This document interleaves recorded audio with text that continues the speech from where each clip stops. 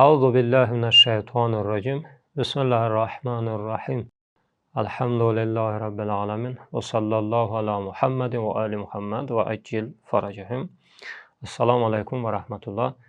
Əziz dostlar, qeyd etdiyimiz kimi dərslərimiz başlayıb. Sərf elmi barəsində Azərbaycan dilində morfologiya birinci dərsimizi oxuduq.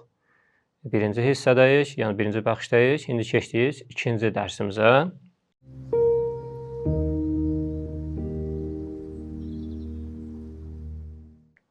Bizim tələbələrdən və dərslərə qulaq asanlardan xahişimiz budur ki, əgər istəyirlərsə dərsləri yaxşı başa düşsünlər, diqqətlə özlərinin qeydi olsun.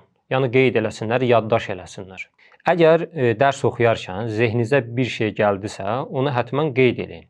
Ya sual gəldisə, onu qeyd edin. Yazın, yadınızda qalsın. Sonra onun cavabını tapın. Bu sizə kömək olası elminiz irəli getsin, elminiz inkişaf etsin.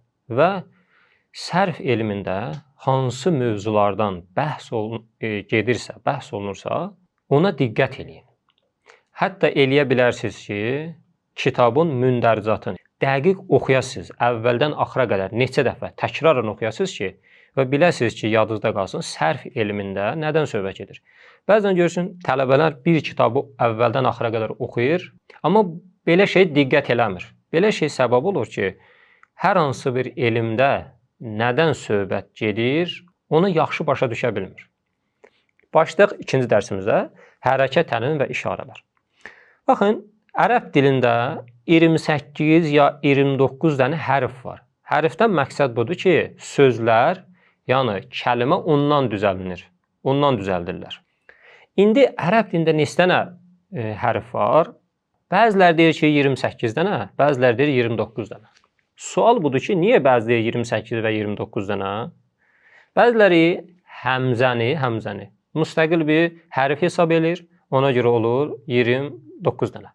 Bəziləri həmzəni müstəqil hərf kimi hesab eləmir, ona görə olur 28 dənə. İkinci dərsimizi oxuyaq.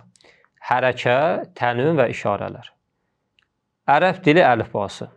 Bütün sözlər bir və ya bir neçə hərfdən təşkil olunur. Bu hərflərin cəminə əlifba deyilir. Ərəb əlifbası. Ərəb əlifbası aşağıdakılardan ibarətdir.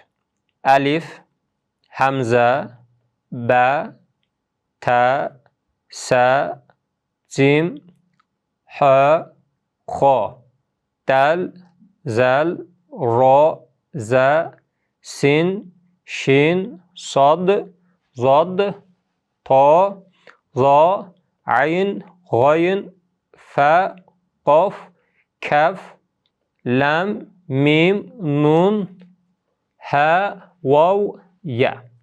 Bir də bunu qeyd edeyim ki, mümkündür dərslərə qulaq asanlar zehinlərinə gəlsin və irad eləsinlər ki, burada niyə bəzi hərflər məsələn qalın oxunur sözlərdə, niyə burada qalın oxunmur, ümumiyyətlə təcvidə riayət olunmur. Və onu deyək ki, bizim dərsimiz təcvid barəsində deyil. Əgər kim istəsə sözlərin və kəlmələrin necə tələffüz olunur, onu bilsin, təcvid ilə məşğul olsun. Və bizim də tələbələrdən xahişimiz budur ki, çox da zehinlərin hərflərin tələffüzünə yönəltməsinlər. Demirək ki, oxumasınlar. Sadə bir formada tələffüz edəsinlər. Amma nəinki zehinlərin hökmən tələffüzə yönləndirsinlər və əsl mətin ki, yəni sərf elmini oxuyuruq, əsl dərsimizdən uzaq olsunlar. Bu cür olmasın. İnşallah təcvid elmi oxusunlar.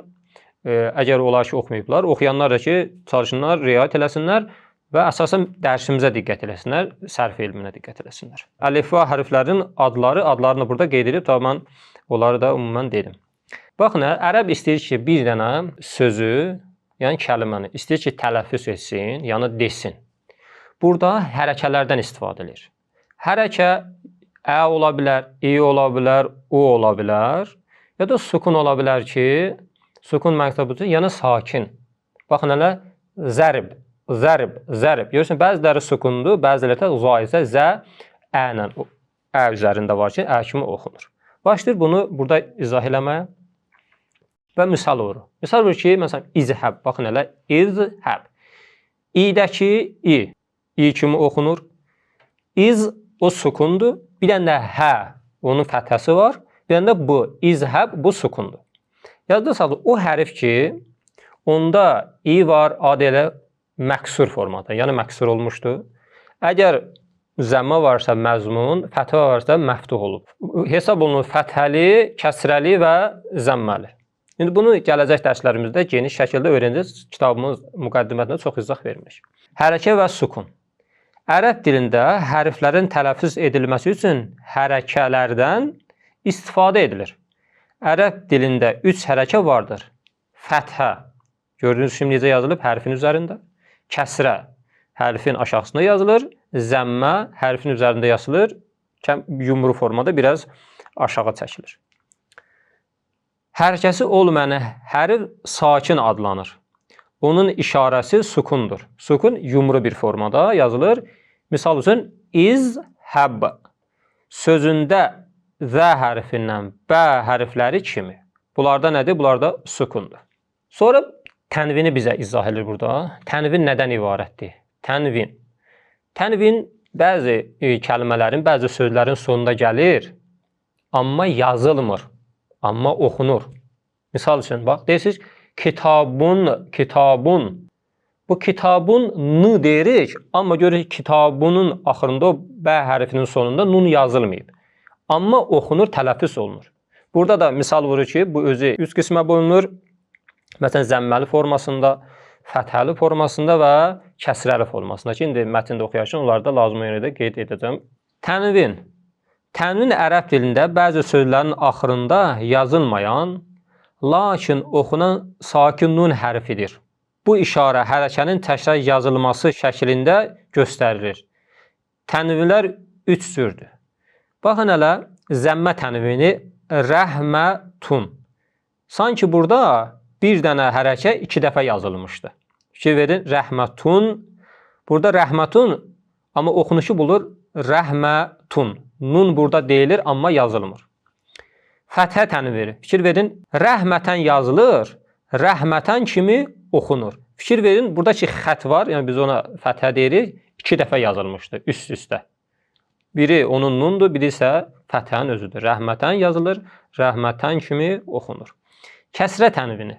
Rəhmətin yazılır, rəhmətin. Amma oxunanda rəhmətin kimi, rəhmətin. Nun burada tələffüz olunur, rəhmətin kimi oxunur. İşarələr, yəni bəzi bunlardan tənvindən əlavə bəzi qayda qanunlar da vardır. Hərəkə və tənvindən əlavə yazda digər işarələrdən də istifadə edilir ki, onlar aşağıdakılardan ibarətdir. Təşdid, məd, qət həmzəsi, vəsl həmzəsi. Təşdid hərfin təkrarlamasını bildirir. Hərfin üzərində sin hərfinin dişləri kimi yazılır. Necə ki, görürsünüz, ekranda diqqət edin, sin hərfi deyəcəm, məqsəd nədir? Misal, avvəl, bu isimdir, ismə misal vurub. Yualləm, yualləm bu isə feilə misal vurur. Sadə bir misal versəm, bizdə məsələn deyirlər qəssab, qəssab ya kəzzab, kəzzab. Fikir verirsiniz, orada Z hərfi ya da sad hərfi 2 dəfə. Kəzzab demirik, demirik kəzzab, deyirik kəzzab. Yəni o hərf 2 dəfə tələffüz olunur. Hansı hərfin üzərində varsa 2 dəfə tələffüz olunur. Məd hərfin uzadılaraq oxunduğunu bildirən işarədir və hərfin üzərində yazılır. Misala baxın. Səə, su-u, si-ə. Necə yazıldıqda orada görürsünüz. Qət həmzəsi həmişə sabit tələffüz edilən həmzədir. Bu şəkildə yazılır. Misala diqqət edin. Əkrəmə, Zeydun, Səidən. Ya Zeydu, Əkrim, Səidən. Burada məqsəd əkrəmədir, ə. Burada gördüyünüz necə yazılıb? Əkrəm və Zeydun, Səidən. İkinci misalımız əkrimdir. Bunlar ikisi də feildir. Misalda feilə misal olmuşdur. Amma diqqət edək ki, bu qət həmzəsi bütün kəlmələrdə, yəni sözlərdə var yoxsa, yəni isimdə həm var, həm feildə var, həm hərfdə var yoxsa yox, bunu gələcək dərslərimizdə inşallah oxuyacağıq. Bir də mümkündür biz mətni oxuyaraq tərcümə etməyək. İndi tələbələr deyək, bu niyə tərcümə etmirik? Çünki burada əgər istəsək ki, tərcümə edək, gərək lüğətə müraciət eləməliyik. Lüğətə baxmalıyıq. Görmək ki, lüğətdə bunun mənası nədir? Yəni bu da bizə göstərir ki, ərəb ədəbiyyatında qeyd etmiş ki, birinci dərslərimizdə 14 dənə elm var. Onlardan birində lüğət elmidir. Orada kəlmələrin mənalarını öyrənirik. Bir neçə dənə bəhsi var. Bir də bu kəlmələrin mənasını öyrənək. Görə kəlmələrin mənası nədir? Yəni tələbələr narahat olmasın. Əgər istəsələr də yenə özləri də tapa bilərlər mənasını, amma bəzilərinin lazımdır ki, mən onları burada tərcümə etsin. Yazır ki, Əkrəmə Zeydun Səidən. Deyir ki, Zeyd, yəni bir şəxsdir, Səidən enəyi ikram, yəni yaxşılıq elədi. Ya Zeydü, Əkrim Səidən. Deyir, ey Zeyd, Səidə yaxşılıq et. Ona ikram et. Sözün əvvəlində adi halda oxunan, lakin iki söz arasında oxunmayan həmzəyə vəslə həmzəsi deyilir. İki söz arasında gəldiyi zaman özündən əvvəlki sözü özündən sonraki sözə birləşdirir. Onun işarəsi kiçik sad hərfinə bənzəyir. Onun işarəsi kiçik sad hərfinə bənzəyir. Sad hərfin gördüyünüz kimi necə onun əvvəlin burada qeyd edir ki, hərfin üzərində yazılır. Misalına baxın. Elhamdülillah. Elhamdülillah ə əvvəldə oxunur. Məqsəd burada ədir. Və elə ki, ondan əvvəl bir dənə hərf gəlsə, ya o bir dənə hərfdən sonra gəlsə, fikir verin, vəlhamdu oxuyur. Da demək ki, və əlhamdu. Bu cür tələffüz olunur. Yetişdi suallar və tapşırıqlara. Üçüncü suala fikir verin. Aşağıdakı sözlərdə fəthəli, kəsrəli, zəmməli və sakin hərfləri təyin edin. Gördüyünüz kimi, bir dənə sual verdi və baş deyir ki, burada bir neçə dənə qayda qanun oxuduq. Yəni kəlməli necə tələffüz olması barəsində ya bəzən sükunu, onu bizə başa salın. Fikir verin. Fəlyənzur, fə. Bu fə hərfi burada fəthəlidir. Ləm hərfi isə sukundur. İşarələrində görürsünüz. Yə hərfi fəthəlidir, nun hərfi isə sukundur. La hərfi, burada la hərfinə fikir verin, zəmməlidir. Ra hərfi isə sukundur. İkinci misal. Xuliqa. Xuliqa, xa hərfi burada zəmməlidir. Ləm hərfi kəsrədir.